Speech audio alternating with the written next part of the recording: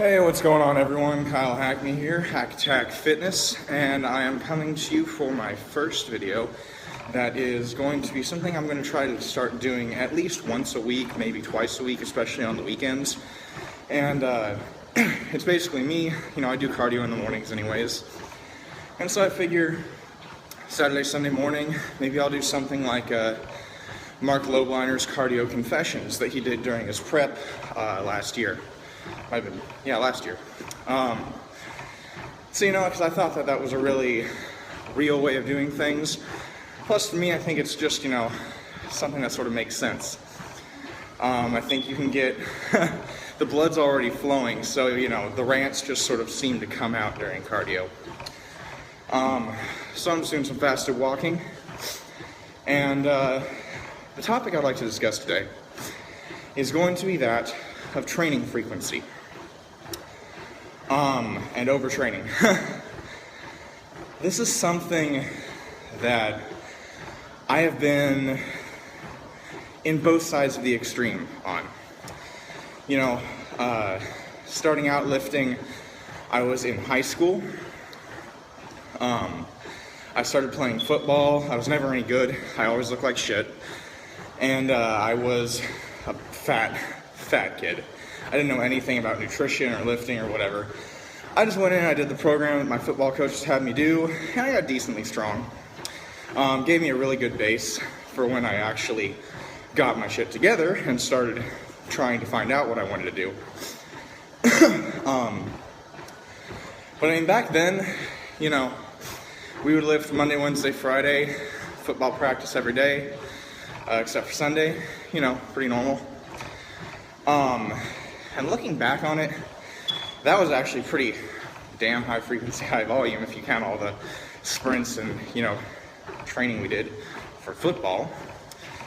But the lifting programs themselves were pretty basic, based around compound movements, Once I graduated high school, I sort of had to find my own way, and I played around with a lot of different things, upper-lower splits, body part splits, 3-day a week, so like full body splits, 5x5, starting strength, and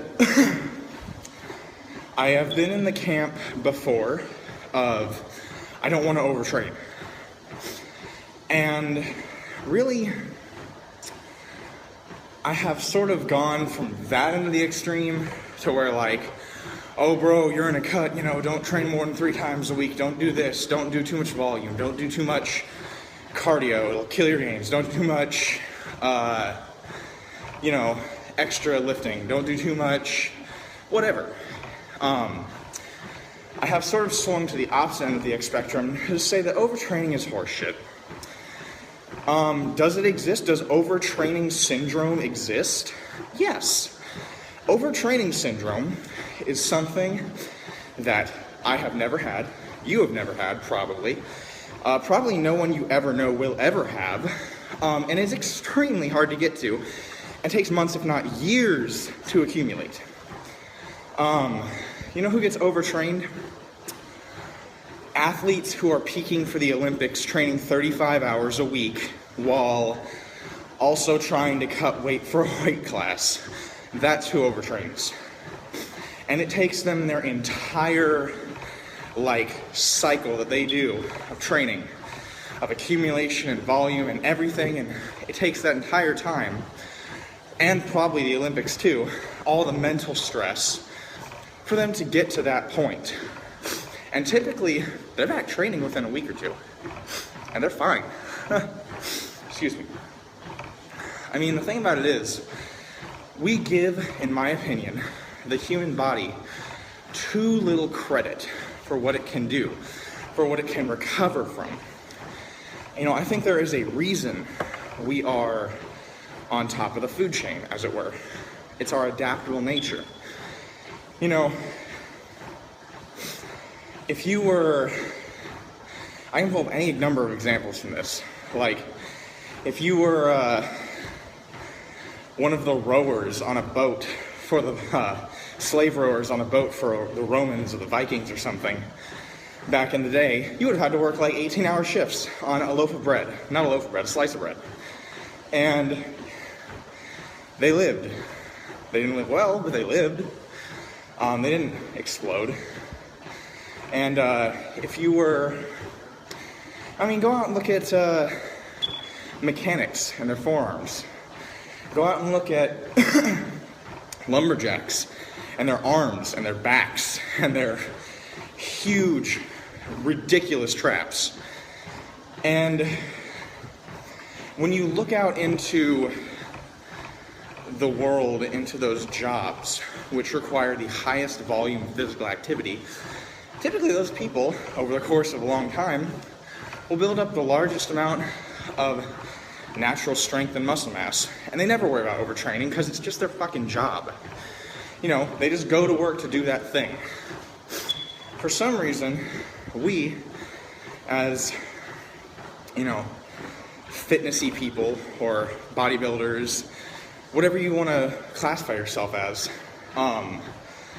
we've decided that, I guess, if you, we try to quantify everything. If you train more than X times per week, you'll overtrain. If you train X body part more than X times per week, you'll overtrain. If you hit too many heavy singles, you'll overtrain. If you, do too many drop sets, you'll overtrain. Not to mention the fact that there isn't just one type of overtraining. The thing about overtraining in general is that recovery is completely individual and completely adaptable and is able to be trained just like any other quality. I don't care what any of the high-intensity Jedi, followers say. I don't care what Mike Metzner said. Recovery is not a finite thing. It's not like you start working out and you do your initial program and you'll never recover better than that in your life. And so you start doing more work and your body can't recover as well. No, that's bullshit. Recovery is an aspect that you push just like anything else. You can train that ability. Now, the thing about recovery is it does not train as quickly as other systems. Recovery is almost entirely aerobic based, and the aerobic systems are the slowest to adapt. You have to build up your work capacity gradually.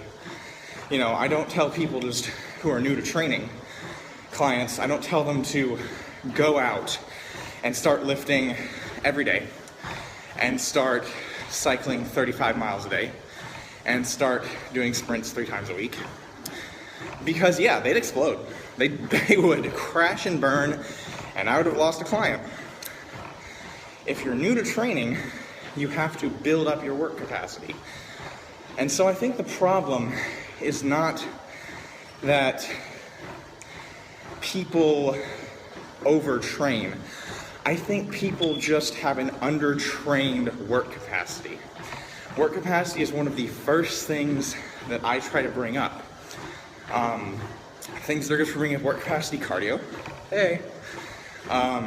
You can do higher volume routines. You can do more frequent routines. And I think once you build up a work capacity that is very good, you can recover very easily. As long as you're eating and sleeping enough, you can recover from most things. Honestly, the human body is absolutely amazing in its ability to overcome the stresses of the dangers, as it sees it, of training and of the physical stress. It can recover from most anything. And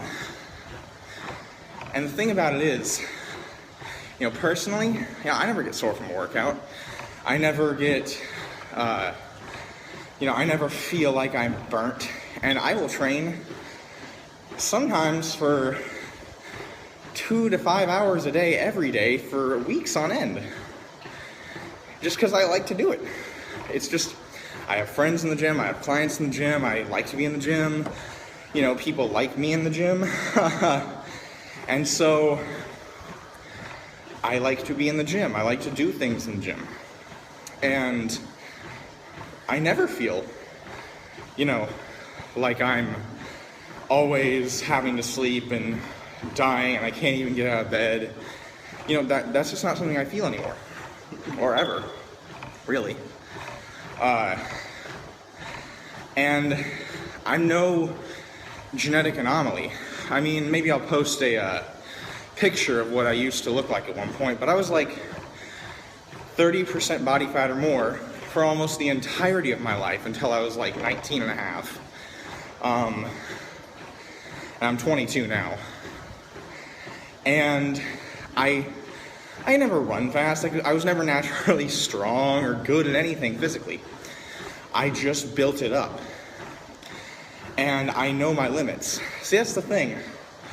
When you forget overtraining, when you don't set arbitrary limits on yourself, you almost instinctively try to push that envelope a little bit more every time. That's why my training, all of it is so auto-regulated right now. I go by how I feel that day.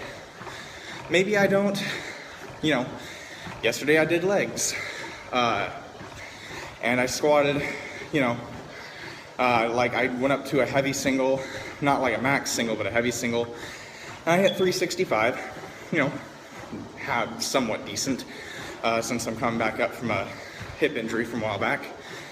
But, I mean, maybe I could have hit 385 if I were a little fresher.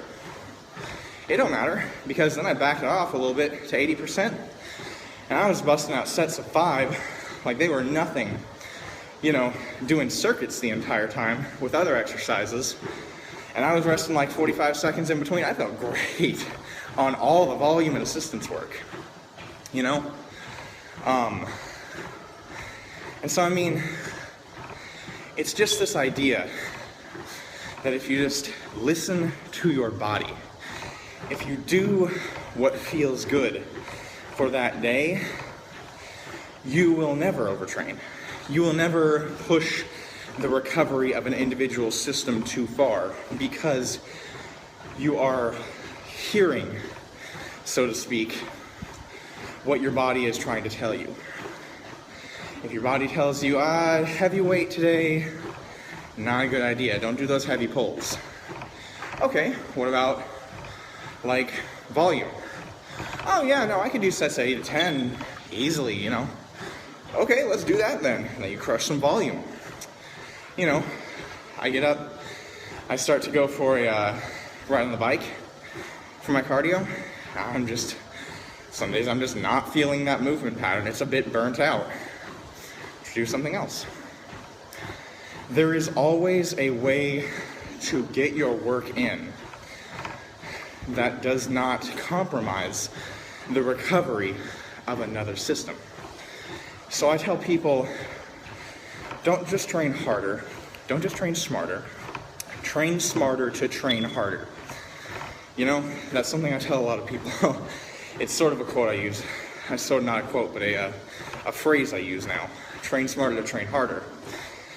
And it is just about finding out how to have that ear, that it's almost like a musician's ear, where they can hear, a tone, and they can tell you the pitch, they can tell you what key that's in.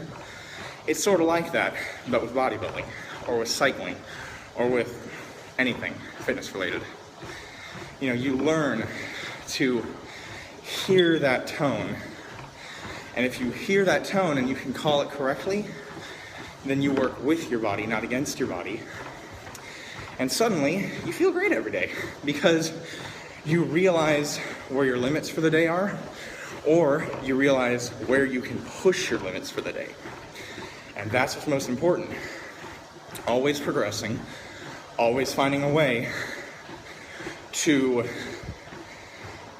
push the envelope somewhere. And that will build your work capacity. You will be able to recover better from your workouts. You'll be able to train more frequently. You'll be able to train harder. And you'll also get this idea out of your head that you have this finite limit placed on you by some arbitrary numbers given out on some online article. You know, oh, don't train more than this times a day, you'll overtrain. Well, if you get that in your brain, then you know what? What's up here is a lot harder to fix than anything that happens throughout the rest of your body. It is much harder to train an idea out of your brain than it is to get recovered physically. So really, if you think you can go in and you can do something, chances are you can. So, you know, that's the overtraining opinion I've come to at this point. I don't really think it's a big deal. I have a higher training volume than most, if not all, of the college athletes on my campus. And most people that in general I know, just because I like to do it. I feel great every day. I eat for it. I eat a lot. I sleep 7.5 to 8 hours a night. Pretty normal. And I'm not a genetic anomaly. I built everything I had through intelligent programming and auto-regulation. And if you build that way, then you are going to be just fine. And at the end of the day, you're going to be a stronger, leaner, better, badass mofo who can probably outlift, outrun, and outperform everyone else in the gym. And people are going to look at you and they're going to want to know what you're doing. So, that's just that. Overtraining, nah, whatever. Auto-regulate, you'll never overtrain. Thank you guys. Like this video and subscribe. Hope you liked it at least. Hope you made it this far. This is Hack Attack Fitness. Kyle Hackney, signing out.